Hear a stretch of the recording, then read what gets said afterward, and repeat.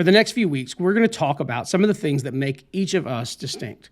You know, the ways that you are uniquely you. But before we talk about how you and I are created uniquely, I want to talk about the person who created us that way. You know, when you think of Jesus, people have different ideas about who Jesus is and who Jesus was. Many people think that Jesus was simply a good person who lived and died a long time ago. Others might think that Jesus did some pretty good things and said some pretty good things and taught some pretty interesting things. Some might not believe that Jesus existed at all, but others believe that Jesus not only existed, but he was distinct from anyone else who's ever lived throughout all of human history. So who do you think Jesus is? And not just what you've heard from your family or your church or your youth minister or your grandma, but personally, who do you believe that Jesus is? One of Jesus' closest friends was a fisherman named John. And several decades after Jesus' death, John and his faith community wrote a biography about Jesus that we call the Gospel of John. And in it, John says his primary reason for writing the book of John was so that everyone who reads it later would believe that Jesus was who he said he was. And in the beginning of this book, he opens up by describing Jesus as a unique being, a unique person who's different than anyone who's ever lived. In John chapter 1, verse 1, he starts out by saying, "In the beginning was the Word," and this is the Greek word logos, which means divine wisdom or divine reasoning.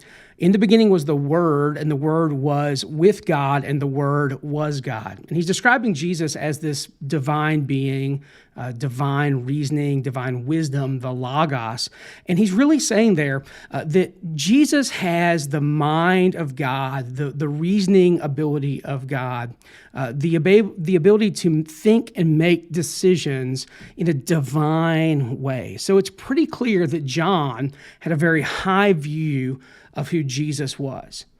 He says there that Jesus is God. He's not just a normal man. He's not just a good teacher. He's not just someone who did great things, but he is actually divine being who has the mind of God.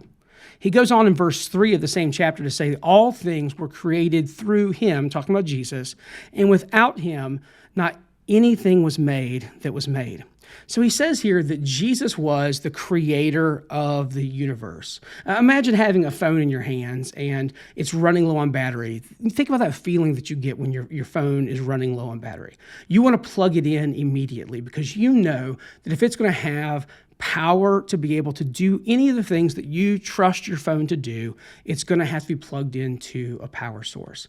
Well, in some ways, John's sort of describing Jesus as a charger or a power source, not just for like us to feel good about ourselves, but actually for us to experience the fullness of life. He is the creative energy from which we all get our being. So when we think about how it is that you and I are each distinct, we need to understand that we are created by someone who was himself distinct, that Jesus was the creator of the universe, that he's the divine reasoning and wisdom, that Jesus is God, and that makes Jesus distinct.